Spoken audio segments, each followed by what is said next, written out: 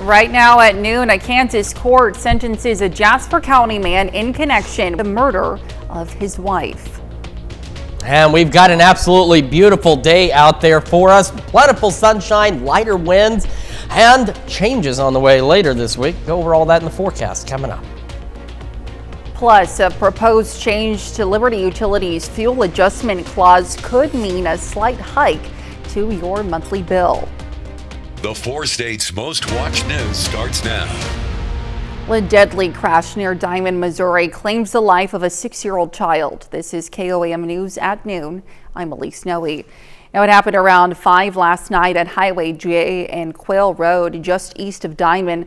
A Granby man was heading north in a Chevy Trailblazer when he didn't yield to a Ford pickup truck traveling west. Now, the impact caused the truck to flip over and land upside down. Now, both drivers had minor injuries. 3 other people were in the Ford, a woman, an 8-year-old, and a 6-year-old. The woman and the older child suffered minor injuries, and the 6-year-old was pronounced dead at the scene. Everyone was wearing a seatbelt, and the injured were taken to Freeman West. Well, a Kansas judge sentences a Jasper County man in connection to the murder of his wife. Yesterday, a judge in Miami County, Kansas, sentenced this man, Gavino McJunkins Macias, to 10 years and 3 months for the charge of second-degree murder. McJunkins Macias pleaded guilty to the charge earlier this year.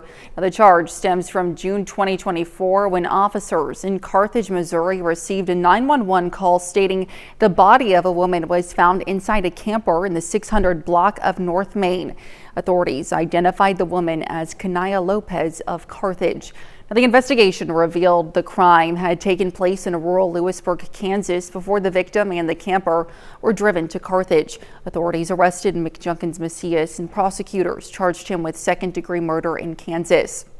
Now, on the Missouri side, McJunkins Macias was charged with abandonment of a corpse. Now, that charge is still being adjudicated. Now, let's head over to Chris Warner for a look at the forecast. Now, we've got a pretty decent day out there for us. A chilly start for sure. I mean, we had a number of us dropping into the upper 30s this morning. We should be a little warmer than that, but it is turning out to be a beautiful day. Of course, our camera downtown Pittsburgh, MoDOT camera 20th and Rangeline. Plenty of folks on the roadway heading for lunch under these sunny skies. Yesterday, we started just 3 degrees above normal, and we were right at average, which does not happen often, but it is nice to see. So not a bad day yesterday, and again, not a bad day today. Already up to 56 in Joplin, 57 in Pittsburgh, and across the area, we've got some cooler spots. Monette, Cassville, Carthage, we got some low to mid 50s. The rest of us, upper 50s, already starting to see 60-degree readings in our western counties. We're on our way to the mid 60s for our highs, and then clear skies will continue. The winds will actually become calm late this evening before they begin to shift out of the south after midnight, and we'll start to see just a few clouds. Now, that is going to be nothing compared to the other changes. We've got showers, we got thunderstorms, and we got really warm weather all on the way. We'll go over those details with you here in just a few more minutes. Elise? All right, Chris, thanks. Well, the Missouri Public Service Commission is accepting public comment on a request by Liberty Utility to change the company's fuel adjustment rate. KOAM Samantha Walker has more on what customers need to know. You have just days left if you want to make your voice heard to a proposed change to Liberty Utilities' Fuel Adjustment Clause. A Fuel Adjustment Clause is also known as an FAC. According to the Missouri Public Service Commission, the FAC requires regular adjustments to reflect changes in prices the company has incurred for fuel and wholesale power purchased to serve customers. According to testimony Liberty Utilities provided to the Public Service Commission, the proposed change would also enable the company to recover the difference between energy costs built into its base rates and the total energy costs actually incurred. According to that testimony, Liberty's FAC was undercollected by roughly $1.3 million in the last 6-month period reviewed. Liberty's FAC is reviewed every 6 months. For the average Missouri residential customer using 1,000 kilowatt hours, their electric bill would increase by roughly $2.24 per month if the requested FAC change is applied. Customers should know this is separate from Liberty's electric base rate increase request to the Commission, which proposes to raise rates by over 29%. Reporting in Joplin, I'm Samantha Walker, KOAM News. The Public Service Commission is accepting those public comments through this Friday, and you can learn how to submit a comment on our website, KOAMnewsnow.com. Well, city officials in Diamond, Missouri want to remind residents that a citywide cleanup is taking place until next Monday. Now, the city will make a dumpster available at the city lagoon, and residents needing to use the dumpster after business hours need to schedule a time. Now, for more information, including a list of items prohibited from being dumped, just head over to our website. Of course, that's KOAMnewsnow.com. Well, officials in McDonald County, Missouri are finished counting votes from last week's election. Yesterday marked what many hope is the end of the process, the certification. Now, the verification board met yesterday to officially certify the results. Now, this process included a random selection of precincts to be manually counted by a bipartisan team of election judges. Now, one race to note in Goodman, the certification process follows after two candidates ran for both mayor and alderman, with Clay Sexton winning both races. Now, Sexton will be the new mayor and then appoint an alderman of his choosing. And a new federal holiday could be hopping our way. Missouri Senator Eric Schmitt has introduced a bill to make the Monday after Easter a federal holiday. Now, it's called the Easter Monday Act of 2025. Now, Schmitt says it would give Americans more chance to celebrate with their friends and family. It would also break up the gap in federal holidays between President's Day and Memorial Day. Well, a hearing is scheduled for this afternoon for the Maryland man mistakenly deported to El Salvador. The Trump administration and El Salvador's president have signaled they do not plan to take any action despite a Supreme Court order to facilitate his return to the U.S. Natalie Brand has more details from the White House.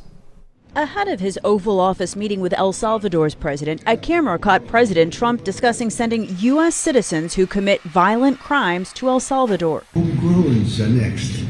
The homegrown's built. You got to build about 5 more places. Yeah, that's big. All right. It's not big enough. Later, in front of a larger group of reporters, the president said his attorney general was looking into the idea. I'm talking about really bad people. Really bad people. Every bit as bad as the ones coming in. Former federal judge John Jones says deporting Americans is unconstitutional, pointing to the 8th Amendment, which prohibits cruel and unusual punishments. Not only chilling, but it's also not going to be legal. The administration is also facing an intensifying legal fight to return a Maryland resident after admitting an administrative error prompted Kilmar Abrego Garcia's deportation to El Salvador last month. A judge ruled in 2019 he could not be returned to his home country for fear of persecution. But the Trump administration alleges he's an MS-13 gang member, something his family and attorney dispute. When President Trump declared MS-13 to be a foreign terrorist organization, that meant that he was no longer eligible for any form of immigration relief in the United States. Last week, the Supreme Court ruled the administration should facilitate Abrego Garcia's return, with Justice Sonia Sotomayor raising concerns about due process. Attorney General Pam Bondi says it's up to El Salvador. Natalie Brand, CBS News, the White House. Maryland Senator Chris Van Hollen says he plans to travel to El Salvador to speak with its president to release the Maryland man. Now, sitting alongside President Trump in the White House Monday, Bugley says he has no plans to do so. Now, coming up, scammers thrive in times of financial uncertainty. What you need to know to protect your money amid rising economic concerns. And later, we're making cranberry hot cross buns in the Mr. Food test kitchen.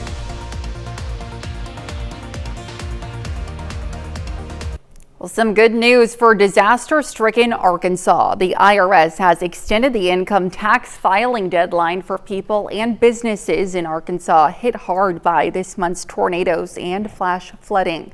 Now, taxpayers in the natural state now have until November 3rd to file returns and also make payments. Also, households and people who have a business in any of Arkansas's 75 counties qualify for tax relief. Well, scams can strike anytime, anywhere, and as economists warn that a potential recession could be triggered by rising tariffs, fraudsters could already be gearing up to take advantage. Now, according to Members Trust Federal Credit Union, scammers often ramp up their schemes when people are feeling financially uncertain. We spoke with the Better Business Bureau for tips on protecting yourself. Sort of unsolicited offer, unsolicited text message, anything that you get, research the source and be careful with sharing any kind of information until you're able to verify it. According to the Federal Trade Commission, scams increased 25% in 2024 compared to the previous year. And still to come on KOAM News at noon, Mr. Food. We have just the thing to fill your bread basket this Easter, and it's super duper easy. And we're tracking increasing shower and thunderstorm chances as we head through the next few days and into the holiday weekend. The latest when we come back. Welcome back to the KOAM News at noon. So we've got a very excellent day out there, an almost textbook April day by the numbers in terms of sunny skies, mild temperatures, a light north breeze, but enjoy it because it's about to change and it's going to get a lot warmer and a lot wetter. Let's start with that look though outside downtown Pittsburgh, and obviously the skies are clear. It is sunny, it is mild, it is not bad at all, and the future track says, you know what, we're going to get more of the same through the rest of the afternoon. It will be clear, it will eventually warm right around the mid 60s for us out there, and then late this evening these winds will eventually become calm, and then after midnight they shift out of the south at about 5 to 10. So that does one thing for us tonight. You know, this morning we were supposed to be in the upper 40s for lows. We were not. We had a lot of upper 30s. Well, as we head into tomorrow morning, a lot more of us will be into the mid to upper 40s thanks to that south wind bringing in some warmer air. However, it's also bringing in Gulf moisture, and then that in turn becomes this rain and thunderstorm chances for our Wednesday. Wednesday is what's going to kick off a rather unsettled about a week and a half or so as we continue into storm season here. So some scattered shower storms, a couple of strong low-grade severe thunderstorms will be possible Wednesday. And then we get a brief break before we get another system. So there's a severe threat off to our north. It includes around the Kansas City metro as we go into Thursday. But we could get a few little pop-up storms out ahead of that. But we're talking very early Thursday morning. And look at how fast it's traveling. At 1 a.m., talking Elk and Chautauqua counties. Here we are at 3 a.m. Just a couple hours later, it's already into Cherokee, Ottawa, and parts of Crawford County, rolling onto the Missouri side. And by about 5, it's on out of here. But it is something we want to watch because it as well could have some strong, potentially low-grade severe thunderstorms. Then after that, the rest of our Thursday is fine. So today, again, no problems whatsoever. Tomorrow, we still have that low risk across most of southeastern Kansas. And then for Thursday, just kind of clipping us from those thunderstorm chances up around the KC metro area. Over the next couple of days, though, for tomorrow's threats, rather, we have a low hail risk. That's the bigger concern, is some small hail, maybe some gusty winds with that complex when it first starts rolling in late Wednesday into Thursday. Then we go into Friday, and Friday's the day that has been showing up now on the severe weather long-range outlooks since Sunday. So it's only been a couple of days, I know, but it keeps showing up the same way. Future Track still agrees. Sometime late Friday evening, after about 8, 9 o'clock, we're going to get thunderstorms developing along the line, roughly from Chicago all the way back down toward Lubbock, and some of these could be strong to severe. We are looking at large hail as being the primary concern with these storms late Friday night into early Saturday morning. Once we head into the weekend, we get another concern, and that's going to be with flooding, because at this point, we are looking at the possibility of significant amounts of rainfall through the weekend. So that also means for your Easter plans, if you got something planned on Sunday, you want to make sure you've got an alternative that's indoors, because not just the rain, but with the thunderstorm chances that'll be rolling in as well. Saturday by afternoon, some of us may see some pauses in the rain, but then we go overnight Saturday and into Sunday, and more showers and thunderstorms are expected to develop and build in across the area. And unfortunately, Sunday's thunderstorms, at least for some of us, could also be strong to low-grade severe as well. So this is that severe risk. Hasn't really changed since it came out Sunday, and it stretches from the Great Lakes to the Texas Panhandle, includes most of our area for Friday evening. Saturday, that risk shifts off to the south and east, but still somewhat close. We want to keep an eye on it. And then by Sunday, for Easter, it starts backing up northwest again, starting to get along and south of I-44, which is why we want to keep a close eye on all of these thunderstorm chances as we head through the next few days.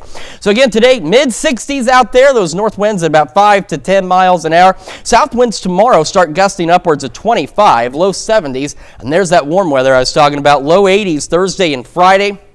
Back to normal temperatures Saturday, near normal on Sunday. Of course, one of the nicer days looks to be Monday of all the days. And then we have additional thunderstorm chances we want to keep an eye on as we roll into the next work week, because we're still in severe weather season. So don't let this little pause let your guard down. All right, Chris, thanks. Well, stick around. We're making cranberry hot cross buns in the Mr. Food Test Kitchen. We'll be right back. Well, today Howard's making cranberry hot cross buns in the Mr. Food Test Kitchen. You know, here in the Test Kitchen, we're all about food traditions, especially around the holidays. And one tradition that many of us share at Easter time is serving hot cross buns. And once you've tried our twist on this classic, you'll see how easy it is to start a new tradition that everyone will gobble up. We start with store-bought dinner roll dough, and once it's thawed, we flatten each one into a circle. And you can find these in the freezer case, along with all the bread dough and rolls. They're a real time saver. Next, we place a spoonful of dried cranberries in the center of each piece. Then we pinch the dough around them, forming a ball. Once they're filled, we'll cover them and let them sit on the counter for about a half an hour to rise. After we bake them and they cool, we'll make a cross on the top of each one with a quick throw together lemon glaze. That's it! The sweetness of the glaze and the tartness of the cranberries are the perfect combo to get your family excited about starting a new tradition. To get the recipe for our cranberry hot cross buns, including the glaze, go online now so you can enjoy these just in time for Easter. I'm Howard in the Mr. Food Test Kitchen, where every day we're looking for a festive way for you to say, ooh, it's so good. You can find this recipe on KOAMnewsnow.com. Now here's a look at the 4-state market prices. All right, so we got a pretty decent day out there again today, mid-60s. Winds increasing out of the south tomorrow, as do our shower and thunderstorm chances, and some of those could be strong, potentially severe from tomorrow through at least Easter Sunday. So again, for the Easter holiday, just make sure you've got an indoor backup plan if you've got anything planned for this upcoming weekend. All right, let's look out for Chris. Thanks. Dal, what do you have for us later on today? Whole lot coming up at 5. For starters, medicine can come in many forms, and it's not always found at the pharmacy. We're going to see how a group of senior citizens are getting a new type of therapy straight from the farm. Plus, 2 local fire departments are partnering together thanks to a special donation. And snake season is underway across the 4 states and the U.S. We're going to have some tips from experts on enjoying nature while staying safe. And yeah, I know some snakes can be our friend. We'll keep that in mind. Hope you'll join us for those stories, a lot more, of course. KOAM News at 5. All right, Del, thanks. And that's the news for now. Thank you for joining us on KOAM News at noon. Have a great rest of your day.